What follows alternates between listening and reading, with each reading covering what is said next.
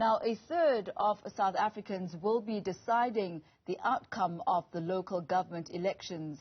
Currently, 42.6 million South Africans are eligible to vote, and of these, 26.2 million are registered to vote, which translates to 61.6%. For more on this, I'm joined by Ms. Mari Harris, Director and Political Analyst at Ipsos South Africa. Ms. Harris, good to have you with us on the Daytime Update.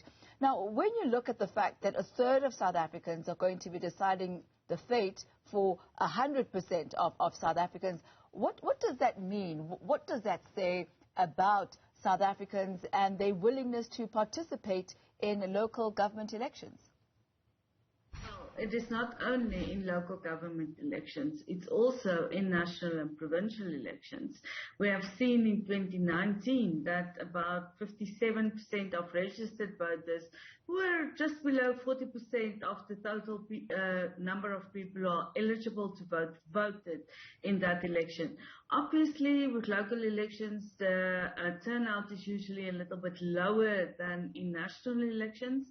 And now, if we get 55% voter turnout or something like that, around that figure, about 14.6 million South Africans will go and vote on Monday, which means that a third of people will decide for 42.6 million. It is actually a shame if you think about that so few people really are going to make the effort on Monday to go out and vote.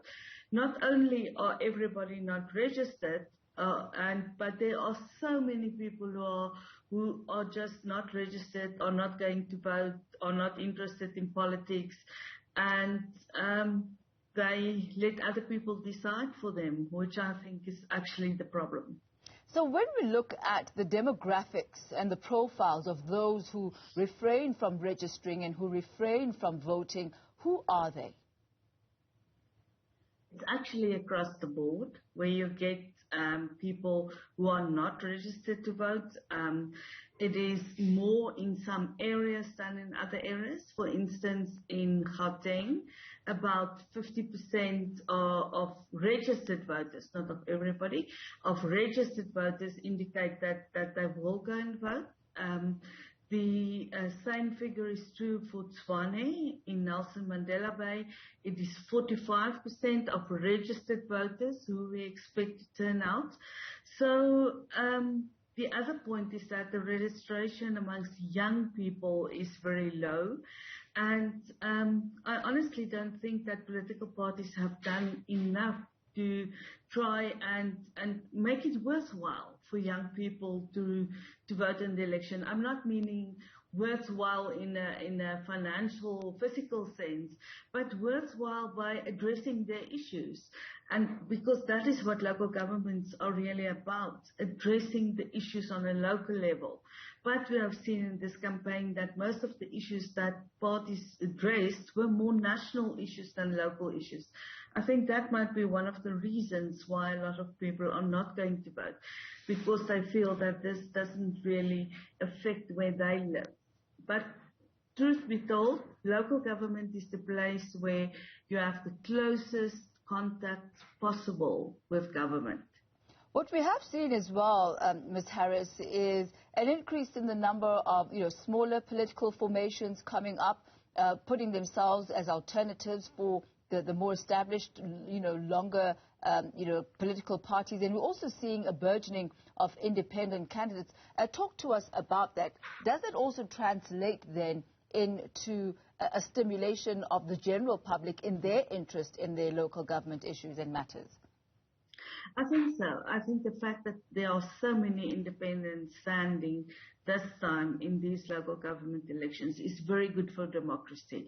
It's very good for these elections because those candidates at least talk about the local issues. They are closer to the public. They know the public in their area. Because that's another thing that we see. A lot of people say they don't know their candidates at all. They haven't seen any of them. They don't know who to vote for. So I really think there can be a big change if the people, the independents, make an inroads into the voting on Monday.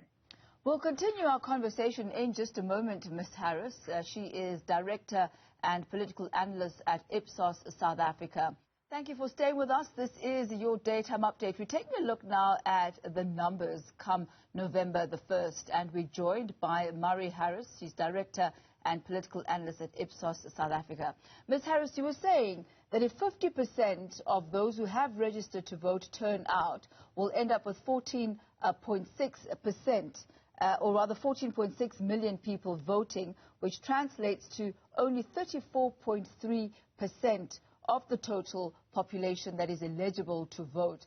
Now, that is, I guess, the better of the best scenarios. What are we looking at if we're looking at the lower end of voter turnout? Well, at the lower end of voter turnout, only 30% of those who are registered will come out and vote. So that's around 8.5 million people, and I can't even imagine that so few people will come out and vote. It is beyond my comprehension. I really don't think it will be that low. So my hopes, to a large degree, are pinned on the medium voter turnout scenario, the 14.6, and I honestly wish that it will be more than that, because the more participation we have in the election, the more legitimate an election is, the more acceptable the results are.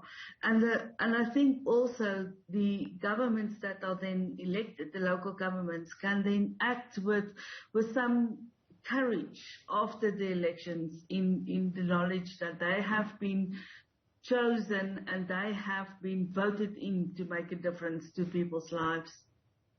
And as far as the women turnout, what is that anticipated to be if we're looking at the higher 56% turnout? Well, women are better voters than men, to say it in such terms, because a larger proportion, first of all, of women are registered to vote. In the 26.2 million voters who are registered, there is more than 2 million more women than men that are registered. And also, if you ask them about wanting to vote, in other words, a desire to vote or likely to vote, their intention to vote, then we see that women are really more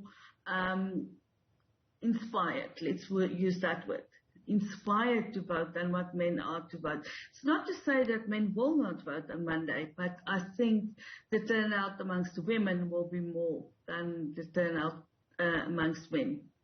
You've already established that the youth are not registering to vote, but what percentage of the voters would they be? Well, if we look at the profile of people who we think in this medium turnout scenario will turn up to vote, then if you look at the voters in the queues, only 6% of them will be between the ages of 18 and 24, and a further 22% will be between 25 and 34.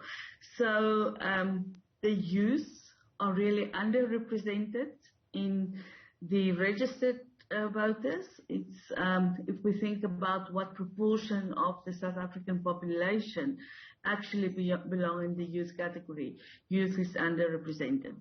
You've been doing this for a while as Ipsos. Based on the success and the accuracy of your previous predictions and algorithms, what is the likely voter turnout to be? I think the voter turnout is going to be about 55-56%. 55-56%? 55, 56, and in that ballpark. All right, we'll wait to see.